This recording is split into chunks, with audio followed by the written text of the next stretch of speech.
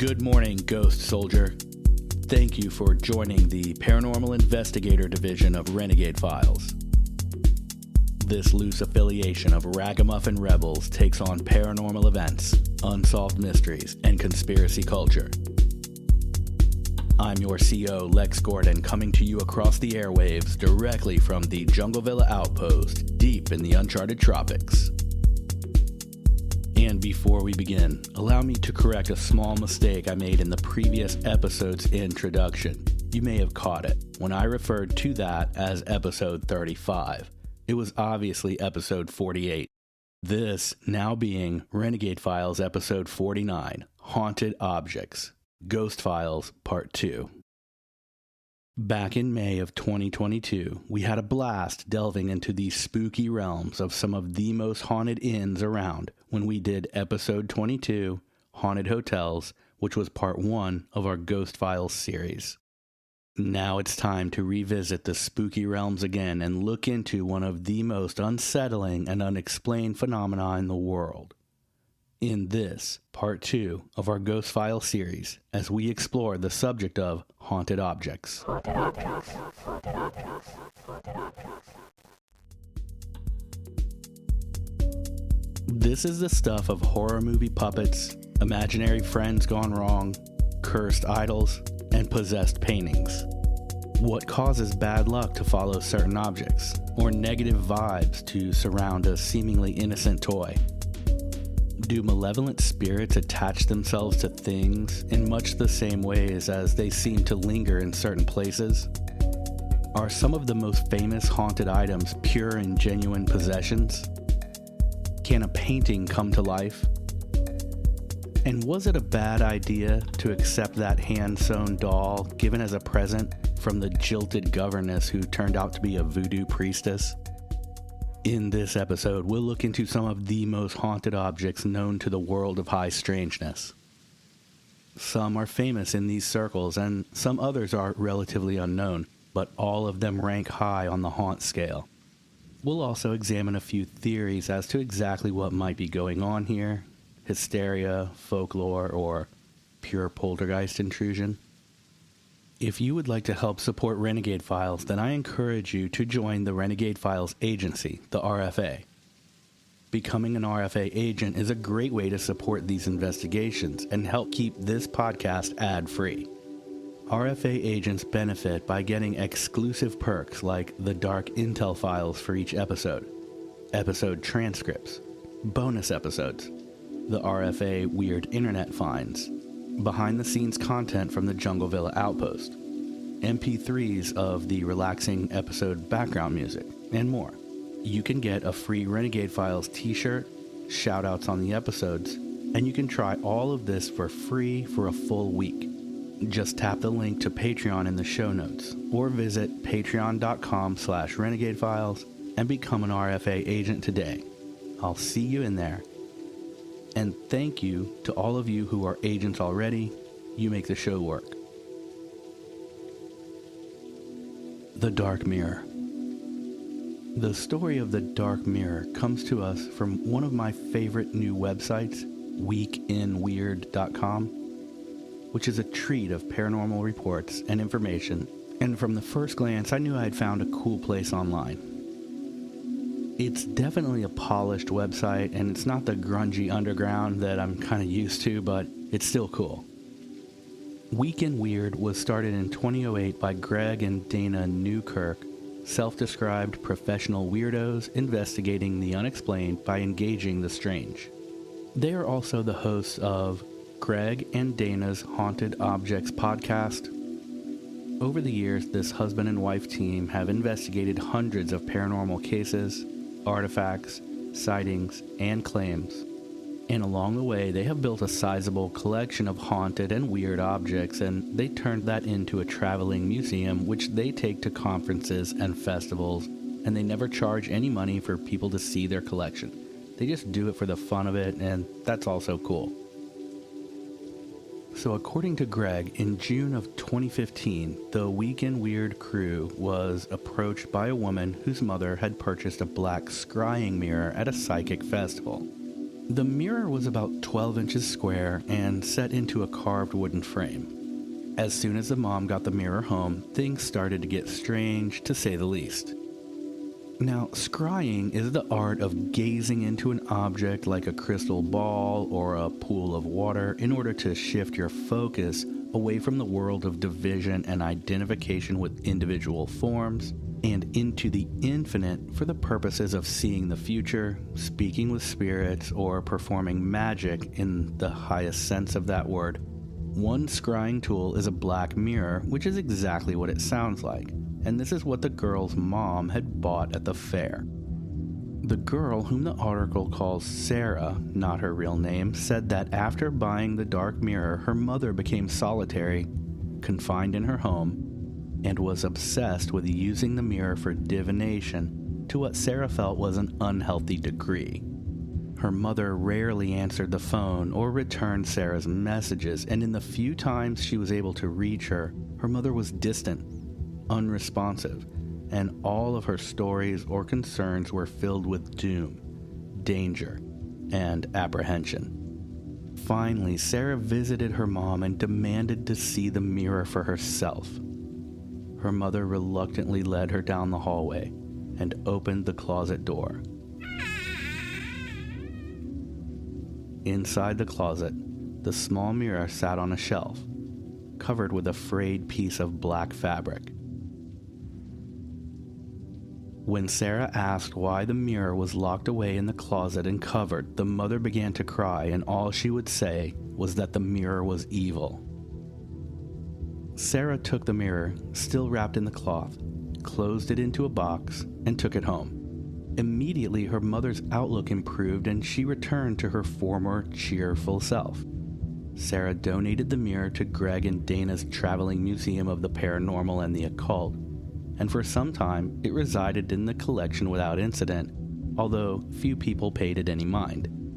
Then, on a summer morning, the curators began organizing the collection for transport to the Perryville battlefield to appear at an event with Nick Groff from Ghost Adventures. At these events, people can hold or examine any of the objects in the collection as long as they agree to do so at their own risk. One such woman found herself attracted to the dark mirror. She took up the mirror, held it at arm's length, gazed deeply into the glossy surface for a mere 30 seconds before her expression abruptly changed from skeptical curiosity to outright horror. She sprang to put the mirror back face down on the table. She said that she had seen her own corpse, decomposing and looking back at her. She then said she had to go somewhere alone to say a prayer, and she hastily departed. This occurrence generated even more interest from the growing crowd at the event, and more people came forward to have a look for themselves. Many saw nothing, but a majority reported seeing distorted figures, fantastically warped faces, and feelings or images of dread and destruction. One woman pressed her palm flat down on the dark mirror surface and was stunned to see her handprint remain, like fog, for long minutes after removing her own hand. She spent a full 2 hours polishing and cleaning the mirror surface trying to remove her ghostly handprint. It refused to fade away. Suddenly, behind or within the foggy handprint, the woman saw a shadowy shape, and although she had long since decided she wanted nothing to do with the artifact as soon as she could get her handprint from it, she was nonetheless compelled to look and see what the figure in the glass was. She turned the mirror at various angles and the object she was seeing grew clearer. Suddenly there it was, framed by her own handprint. The figure of her own dead body, rancid and ruined, and the dead eyes of her own corpse stared back at her. She screamed at the mirror. She said she would smash it into 1,000 pieces. With this threat, her ghostly handprint evaporated, and the mirror surface once again went pure black. With the mirror back home after the Ghost Adventures gathering, the owner, Greg Newkirk, found himself constantly drawn to the object. He would snap out of distant, trance-like pauses only to realize he had been staring at the dark mirror under its black veil on the table. At another event for the Pennhurst Paranormal Association in Pennsylvania, one woman, a self-described skeptic, stared into the mirror, and although she never spoke while holding the object, she said that the mouth in her own reflection began to move, and her reflection spoke to her in a deep whisper. What the reflection told her, she refused to say. And this is one of the first instances of people seeing their living or moving self in the mirror, in another way than just their normal reflection. Others had similar experiences, and finally, a big burly man who had had enough of the nonsense grabbed the mirror and said it was nothing more than a piece of black glass, and anyone saying otherwise was either crazy or a liar. He held the dark mirror out and stared into its glossy depth with an incredulous smirk. Suddenly the man jumped, turned and looked behind him, then looked back to the mirror. He froze. He slowly turned to look behind him again, then returned his gaze to the dark mirror. He dropped the object and backed away, cursing the entire time. He said that as he held the mirror, he saw his own reflection like normal and the room behind him as it appeared, just as he had expected. Nothing unusual. Then he said that he saw himself slowly walking toward him from behind, across the room, a direct and deliberate stride. He initially thought it was just someone who looked like him, but when he turned, no such figure was there. Each time he turned and looked, then looked back to the mirror, the image of himself was peering at him from behind his own reflection, slowly emerging over his own shoulder, leering, a blank yet judgmental stare. Others who have held the mirror have reported feeling electricity surging through their hands and arms. Some have experienced headaches, and others have complained of tasting blood. One woman said that as she held the mirror, she watched people milling around in the actually empty room behind her. Then, with the dark mirror back home, covered on a living room table, Greg and Dana woke for several days in a row to discover that the mirror had somehow shed its black fabric cover in the night. Greg, being a paranormal investigator, set up a motion-activated camera trained on the object to capture the veil coming off in the night, but the camera only malfunctioned, and the memory card seemed to erase itself every time. One morning they awoke to find their two cats staring into the uncovered mirror, and I guess that was the last straw. They wrapped the mirror in the black veil, tied it with a rosary, and locked it in a wooden case. Museum curators Greg and Dana are of the opinion that the dark mirror may have started out as a benign object, but that it may have absorbed and reflected the energies of, initially Sarah's mother, who could have projected into it her own fears of mortality and dread, and then the energies of hundreds of curious paranormal-minded seekers at the many festivals and haunted houses where they've displayed the mirror with their traveling museum also did the same. There is some precedent for situations like this. Houses are said to absorb the bad vibes of violent crimes committed within them, and many cultures over the centuries have deep beliefs about mirrors trapping souls, reflecting bad spirits, and being gateways to other dimensions or astral planes.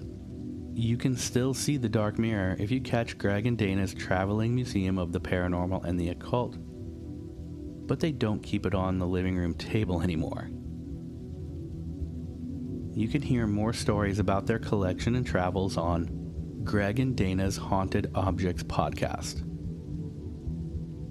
Next up, we have a haunted painting entitled The Hands Resist Him, painted by Bill Stoneham in 1972. This is a very unsettling image of two children. One, a blank staring self-portrait of the artist as a boy, standing next to a girl who is actually a black-eyed doll. The doll girl is holding something that could be an aerosol bottle with tentacles. The two kids stand in front of a black window filled with groping hands clawing from outside. Images of this painting and the other haunted objects in this episode can be seen by the RFA agents on Patreon, and anyone can jump in there and look for free for a whole week. So check it out through the link in the show notes, patreon.com/Renegade Files, to see all of the pictures and images of things in this episode. The artist had sold the painting along with several others years ago, but in 2000 he got an email from a Michigan art gallery asking about the work. Stoneham had learned that his painting had been in one of the first ever viral eBay listings, when the painting had been auctioned from its initial bid of $199 and sold 30 days later for $1,050.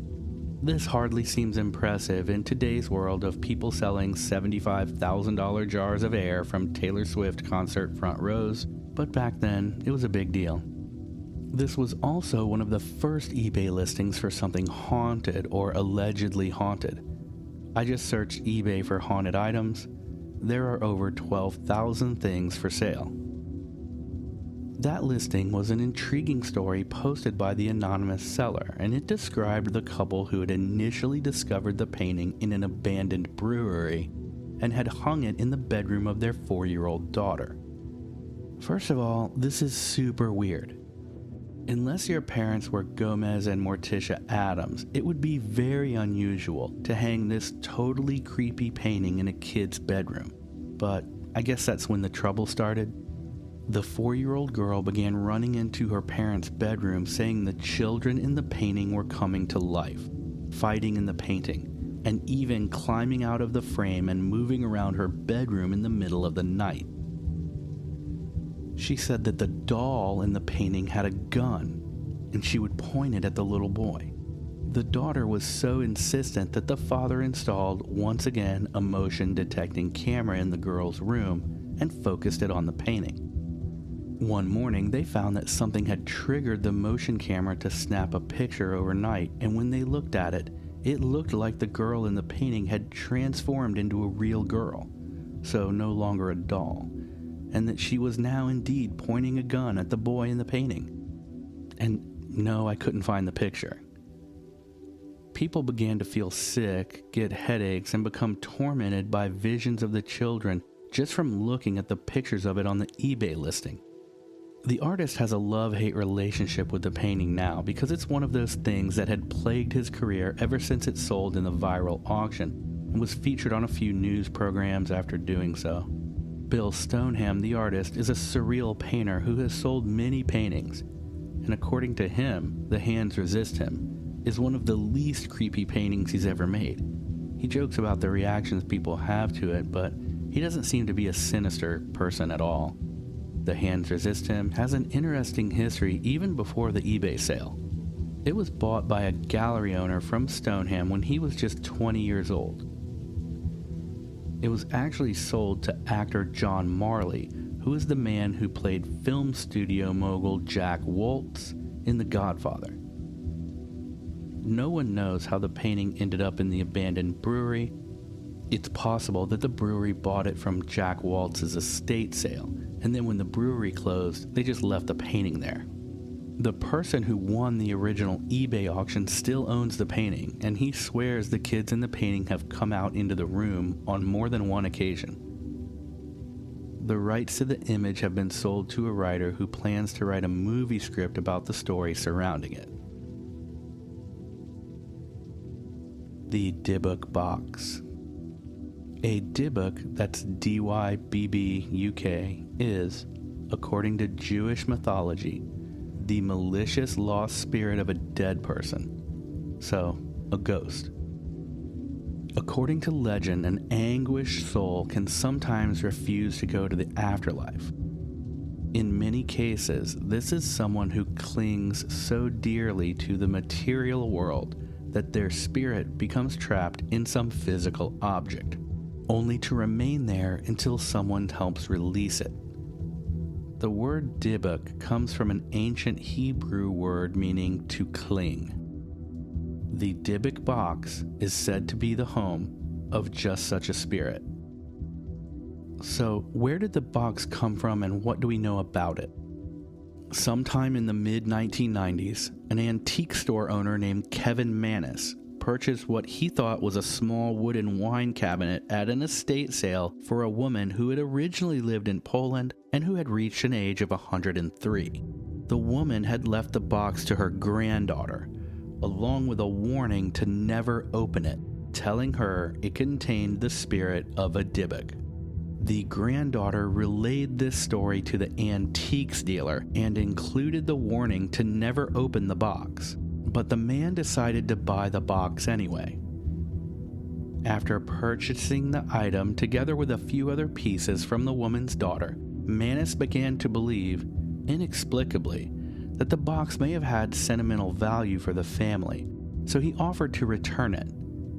But the daughter refused and insisted that he take it away. Once back at his antiques shop, he found himself repeatedly drawn to the box. He decided to clean it, and it was at this point that he broke the only rule left by the old woman. He opened the box. Inside, he discovered a wine goblet, a small granite tile with the Hebrew word shalom carved into it, a dried rose, a candlestick, 2 1920 pennies, and 2 locks of human hair tied with string. Mannis dusted out the box, cleaned the outside, reclosed it, then left his showroom clerk to mind the shop while he ran some errands. When he returned, the clerk said that she had heard someone cursing loudly in a foreign language in the back room where the box was. When she went to see who it was, she saw no one there, but nonetheless, she watched in shock as light bulbs broke and furniture was tossed around the room, all amid a disembodied stream of angry foreign curses. Kevin rushed to the back room and found it ransacked with furniture and antiques strewn about the floor, and the focused, powerful scent of jasmine flowers hung at the center of the room. About this incident, Mannis said, quote, "When I got back to the shop, I went to investigate. I remember heading toward the back and walking into what I can only describe as a wall of scent. It smelled like jasmine flowers. You could take one more step and not smell a thing, and take a step backwards and be surrounded by it again." The shop clerk immediately resigned and left Mannis to deal with both the mess and the haunted box. Then, in an equally strange turn of events, later that same day, the FBI arrived at the antique shop unannounced and for no reason known to Mannis. The agents proceeded to search his shop, confiscate a few pieces of antique electronic equipment, then depart with no further explanation. After that, Mannis sold the Dybbuk box to a few customers, but every time they would return it. Then he gave the Dybbuk box to a string of relatives and acquaintances as a gift. His mother, his sister, his girlfriend, his brother and his wife, each either refusing it outright or returning it quickly. Some said the box smelled of jasmine, and others said it smelled of far worse things, and some said it gave them nightmares. People who had the box said that furniture would be tossed about their house just like at the antique shop. Others heard the disembodied curses hurled at them from the box. No one wanted the thing, so Mannis took it back and stored it in his basement. What could go wrong? Almost immediately, he started smelling jasmine in various rooms of his house, and he started having potent nightmares. Once again, in his own words, he describes the dreams. Quote, "I find myself walking with a friend, usually someone I know well and trust at some point in the dream. I find myself looking into the eyes of the person that I am with. It is then that I realize that there is something different, something evil looking back at me. At that point in my dream, the person I am with changes into what I can only describe as the most gruesome, demonic-looking hag that I have ever seen. This hag proceeds then to beat the living tar out of me." End quote. More frightening still is the fact that Manus would often awake from these dreams bearing scratches, scars, and bruises. He started to see shadowy figures crossing doorways or ducking around corners throughout his house, and guests would see these apparitions as well. Kevin Manus became so scared that he decided to sell the object to get rid of it, and once and for all, he posted the Dybbuk box for sale on eBay. The box was bought for $140, and the buyer had the same negative experiences, so he sold it to university museum curator and collector of religious paraphernalia, Jason Haxton of Kirksville, Missouri. Haxton had the object examined by an expert on Jewish artifacts named Rebecca Edery. Edery made the most startling discovery. It seems, according to her, that the box was not a wine cabinet at all, and that the two circular hoops and stands on the insides of each of the cabinet's doors were not for holding wine bottles, but were actually for holding scrolls. Edery determined the Dybbuk box to be a sacred relic for imprisoning a spirit. She says, quote, "The two doors on the outside open up just like the Holy Ark, or Aron HaKodesh, a receptacle for Torah scrolls, and I saw round metal hoops on the inside of the doors that would hold scrolls. This particular size is used when going to comfort the family of the deceased. This, the insertion of the spirit, was done deliberately, for a specific purpose." End quote.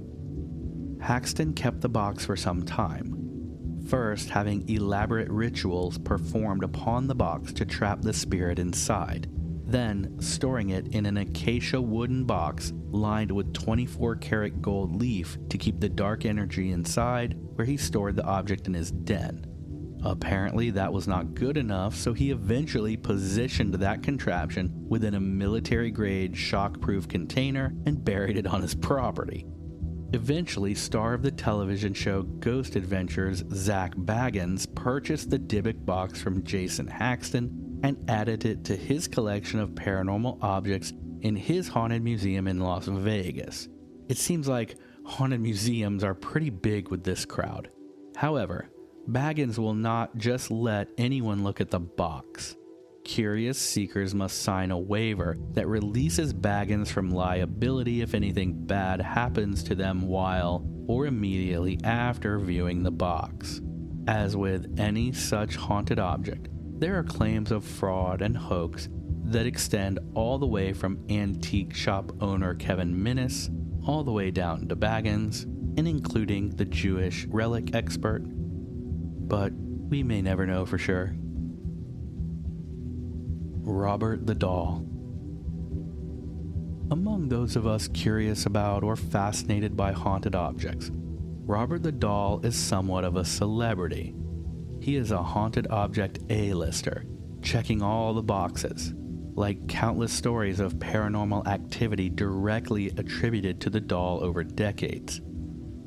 Rumors of a voodoo priestess nanny who made or at least influenced the doll, and the blank, harmless, faded expression of an old doll, upon which we can read everything from profundity to possession. Robert the Doll is on permanent display in Key West, Florida at the Key West Art and Historical Society's Fort East Martello Museum. I personally know someone who used to work at the museum and will get into some of those first-hand experiences relayed to me by this witness who wishes to remain nameless. But first, some history about the doll. Now, since this doll has made the rounds of internet lore for quite some time, for the most official account, we'll look at the museum's website. This information comes from the Key West Art and Historical Society's website at kwahs.org. Robert the Doll is a one-of-a-kind, 40-inch tall, handmade doll made by the Stief Company of Germany in the late 1800s. It was purchased there by a traveler who brought the doll back to Key West and gave it to his grandson, Robert Eugene Otto, as a birthday gift. The boy named the doll Robert, which was his own first name, and he began to call himself Gene. He dressed his doll in the sailor suit that was one of his own favorite outfits to wear, took the doll everywhere, and began to tell his parents all of the many things that Robert could do. He could walk. He could disappear from the bed and show up in the closet. He could hear you. And he could speak. Eventually, the boy began to blame the doll for any trouble he got into, saying many times a day, "It wasn't me, Robert did it." The parents became concerned when the boy continued to talk about the doll as if he were alive. They would find the boy in his room whispering to the doll, and were once alarmed to hear the doll speaking back to Gene in a distant but deep voice. From there, things grew increasingly sinister as the parents would sometime awake to hear young Gene crying and rush to find him trapped on his bed and covered with furniture from the room. "What happened here?" the mother would ask, but all Gene would say was, "Robert did it." And it wasn't only the boy and his parents who experienced unexplained activity surrounding Robert the doll. Once, a plumber who had been hired to make repairs around the Otto home noticed the doll sitting in the window seat of the house's tall tower room, several stuffed animals in his own stuffed lap. The plumber had returned to his work in a room down the hallway when he heard what he thought was children laughing.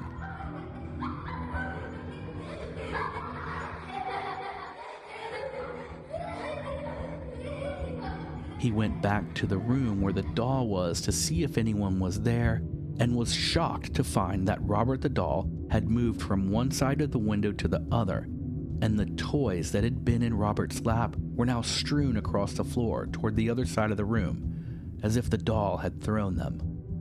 As Gene grew up, he kept the doll and eventually stored it in his home at 534 Eaton Street in Key West while he studied art in New York and Paris. He became a respected painter and author, and he married Annette Parker in Paris on May 3, 1930, and the couple returned to the Otto family home in Key West to live.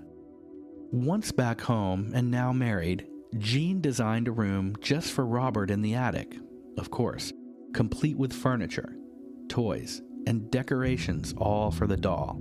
His new wife, however, was not so thrilled with that use of the space and for the attention her husband was showing to this creepy old doll from his childhood, so she insisted that Gene lock Robert the doll away in a closet downstairs, which he did. But it seems that Robert the doll wasn't too happy about this arrangement, and he would repeatedly escape, and the homeowners would find him sitting in a chair facing out of an upstairs window, where he could be seen by passers-by below. People walking by 534 Eaton Street would see the doll disappear and then reappear facing another direction. They claimed that he would follow them with his gaze as they passed, and visitors inside the house claimed to hear footsteps coming from the attic, and various objects, mostly toys, would move around the home on their own. The artist Gene Otto died in 1974, and his wife soon followed.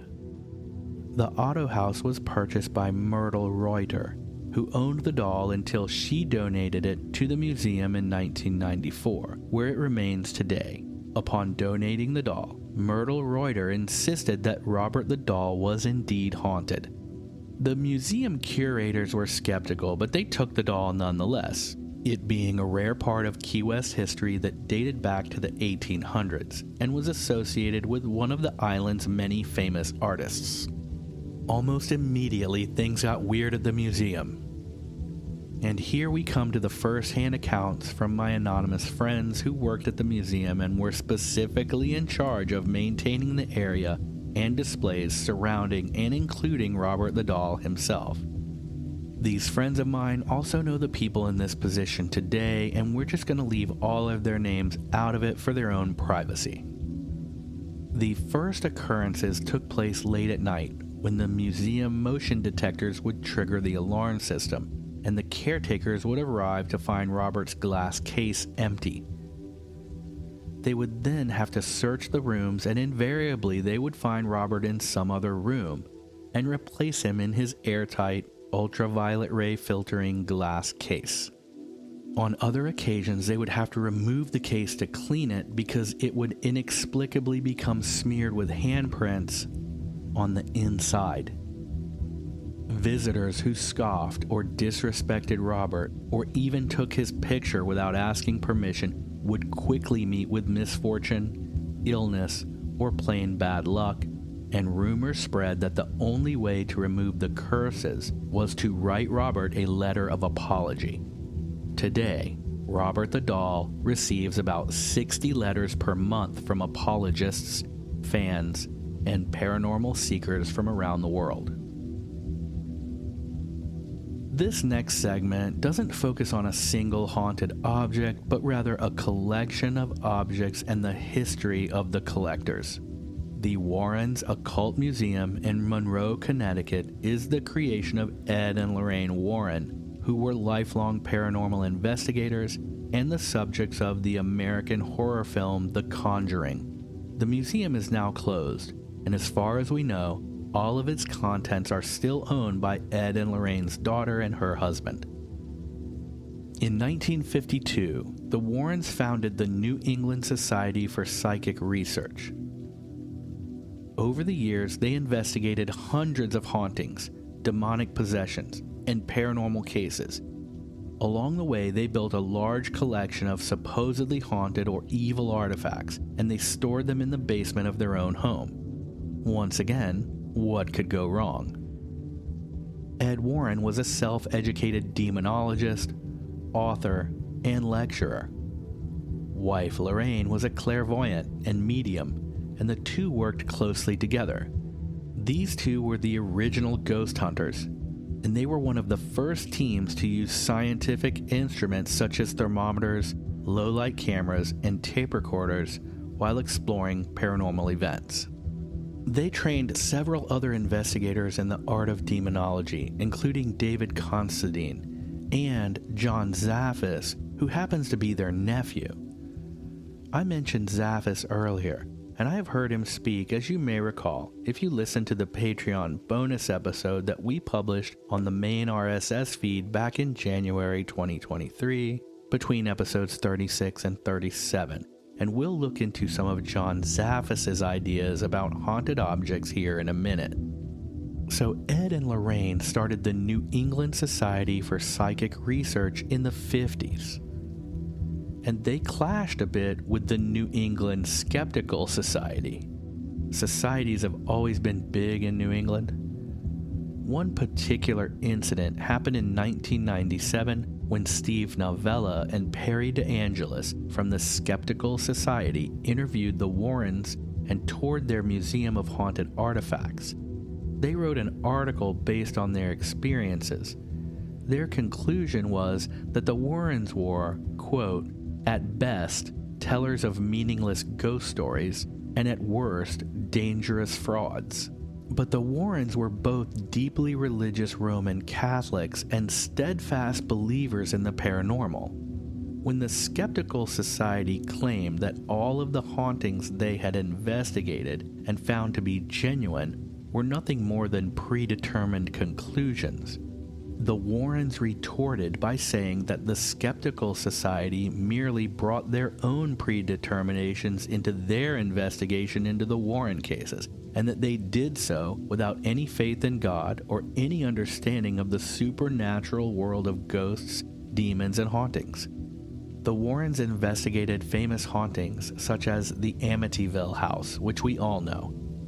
They also investigated the Harrisville, Rhode Island home of the Perron family, said to be haunted by a witch who had lived there in the early 19th century. That story is the basis for the 2013 film The Conjuring. That film launched an entire horror movie franchise, and part of that universe is the most famous haunted object in the Warrens' collection, Annabelle the doll. According to the Warrens, two nursing student roommates in the early 1970s claimed that their Raggedy Ann doll was possessed by the spirit of a young girl named Annabelle Higgins. The doll was a gift given to one of the students, Donna, for her 28th birthday from her mother. Seems like a strange present for a 28-year-old, but maybe she had one like it when she was a kid or something. In any case, both Donna and her roommate loved the doll. They sat it on the living room sofa and went about their business. But then, strange things began to occur, and I mean really strange. They would come home to find the doll in Donna's bedroom with the door closed. They found notes saying, "Help me," written on parchment paper, even though the girls had no parchment paper among their belongings. One of the girls' boyfriends was alone in the house when he heard rustling in the bedroom. He went to investigate and found Annabelle the doll had moved from the bed to the floor. When he picked up the doll, he was shocked to feel nails claw his chest, and he looked to see bloody scratches appear from nowhere. In 2 days, the scars were gone without a trace. And I have to tell you that right as I was paraphrasing this story in complete silence at 10 p.m. alone last night, a coconut fell and hit the metal roof here at the Jungle Villa Outpost and scared the crap out of me. So the girls enlisted the help of a psychic who told them the spirit was friendly and only wanted to be cared for. The girls in turn invited the spirit to stay in the doll and live with them, and let's just say that was a bad idea.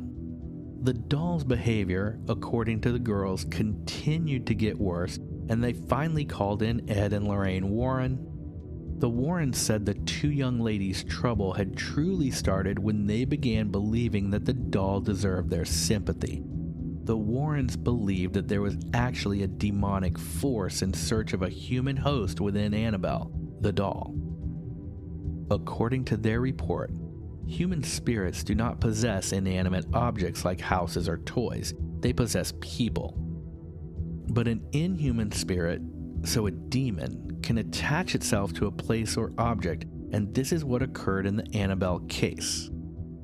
This spirit manipulated the doll and created the illusion of it being alive in order to get recognition. Truly, the spirit was not looking to stay attached to the doll. It was looking to possess a human host. The Warrens took the doll, telling the roommate it was being manipulated by an inhuman presence, and put it on display at the family's occult museum, locked in a wooden case that's carved with the Lord's Prayer and sealed with a glass door. Annabelle remains today. Now I want to go over a few ideas from John Zaffis, godfather of the paranormal and owner of his own haunted artifact museum. John Zaffis is, as I learned while researching this episode, the nephew of Ed and Lorraine Warren, and someone that I heard speak at a conference last year. He was the main focus of the Haunted Collector TV show and an all-around good guy. I'm not going to dive into any of the artifacts in John's collection, but rather explore his ideas of what may be going on in many of these haunted object cases. First of all, Zaffis always comes back to the idea that everything is energy. We know this to be true from a scientific standpoint. All things are mostly empty space, and any solidity we see is an illusion created by the incredible speeds of atoms in motion. So even the solid table is 99.99% nothing, and that's true for everything. This being the case, objects like dolls and paintings and mirrors are forms of energy as well. Because thoughts and feelings are energy also, the energetic material world can be influenced by the energies of expectation, history, deep focused feelings, and beliefs. He describes what he calls the perfect storm of a haunted object, where something that has some form of stored or collected psychic kinetic energy comes into contact with either a person who is receptive to that energy or a place that somehow amplifies or conjures it. This may very well be why an object seems to be haunted in one house but loses its potency in a museum, or why some empaths can experience spirits or demons within certain objects when others see or feel nothing. Remember the story we did about the Bet Sphere? A metal ball of unknown origin that did all sorts of hijinks in the haunted house owned by the people who found the ball, but never so much as rolled an inch for J. Allen Hynek when he studied it in New Orleans. Zaffis says that one of the most powerful forces in the world is expectation. I agree. All of these haunted objects have one thing in common: the human element. In the end, these aren't merely stories of haunted objects, but stories of the people who own them, who encounter them, or dismiss them. My summary. Before we summarize this topic, I want to tell you that every day I get opportunities to include pre-roll ads or other audio commercials into the Renegade Files episodes. And to be frank, there are times I wonder if my decision to never put ads in the shows was a right one. I could be making money from those ads right now, but I choose not to, and I'm sticking to that decision because ads in the middle of a show like this are annoying as hell, and I think you deserve the show without them. I also have faith that as the show grows, so will those who support me on Patreon. To be perfectly transparent, my goal is 400 patrons. That would make this a full-time job. I could do more episodes, more research, take more trips, and give you more frequent, more consistent content, and I love doing it. I'm never going to stop.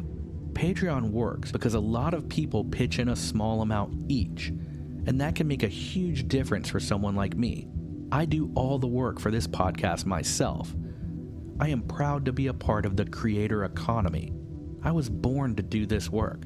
Podcasts are the last remnants of free speech on the internet, and with your help, I'll keep making Renegade Files. Tap the link to Patreon in the show notes, or visit patreon.com/renegadefiles and become an RFA agent today. Doesn't cost hardly a thing, and I'll see you in there. You can try it for free for a week. If you can afford $5 a month and you like this show, then kick it across the internet. Cheers. So what do you think is going on here? After hearing John Zaffis speak on the subject and then doing my own research and explorations into the ideas behind haunted objects, I think we're dealing with a subject that has more than one explanation. We encounter this situation in some paranormal occurrences, but certainly not with all of them. In this case, each object has a unique backstory and differing effects on people, so it makes sense that we would arrive at varying conclusions. But even within a single object, this can be true. For example, the dark mirror.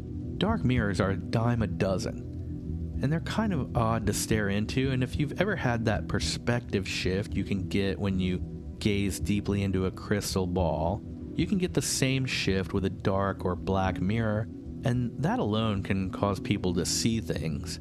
It's kind of the function of it. Then you put that into a traveling museum of haunted objects, and let the people who are attending that sort of event hold the thing, and people see stuff.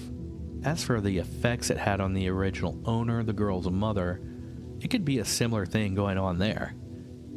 Then, just as the folks who have the exhibit have said, an object like that may be collecting the vibes from everyone staring into it and expecting to see a ghost. This takes nothing away from the experiences, it's just one way to look at it. Then there's the painting, The Hands Resist Him by Bill Stoneham. I'm not sure about that one. First of all, it's a fully creepy looking painting. The images are freaky. The boy looks angry or tortured, and the girl is this black-eyed kid looking doll, and the hands groping from outside at the black window. It's a scary image. Then someone finds it in an abandoned building, hangs it in their 4-year-old daughter's bedroom, and wonders why the kid has nightmares. Throw in the creepypasta-style auction description and a viral eBay sale, and a legend is born. The painting definitely has a strange energy about it, and it's not a feel-good energy. It's creepy. Legitimately haunted? I don't see any reason for it to actually be possessed or haunted, but I still don't want it on my wall. The Dybbuk box is scary because all of the many people who have had the thing have had similar experiences. They all encounter very specific smells, like jasmine. They each have heard disembodied voices and come home to find their rooms tossed about. It was a box designed and created for the very purpose of containing a spirit in a Jewish ritual. Maybe it was, and for my money, it's at the top of the list for a genuinely haunted artifact. I guess that is if the stories are true. So what about the dolls? They definitely rank high on the list of haunted things. Annabelle and Robert, dolls are prime targets for haunted objects for obvious reasons. Dolls are, at a certain level, creepy. And I mean this in the true definition of the word. We've talked about it before, but the gist of it is that creepy is a feeling you get when you're unsure of the nature of an object or place, and you're unclear as to whether or not the situation is dangerous. This is different than pure fear. Fear is when you know you're in danger. Creepiness is the possibility of danger. A dark room, a glassy-eyed doll, and a wild imagination is the recipe for scaring yourself. Believe me, I know, because I am an expert at doing that. So thank you sincerely for investigating the creepy world of haunted objects with me. Subscribe or follow the show now so together we can keep digging into the deepest covert stories, paranormal cases, and conspiracy clashes. I am glad to have you in the Renegade Files crew. The easiest way for you to share the show with friends who may like it is just send them a link to therenegadefiles.com. From there, they can find the show on their favorite podcast platform with one-click buttons that take you there. Send them therenegadefiles.com. I really appreciate it. Until we meet again, I'm your guardian of legends, Lex Gordon.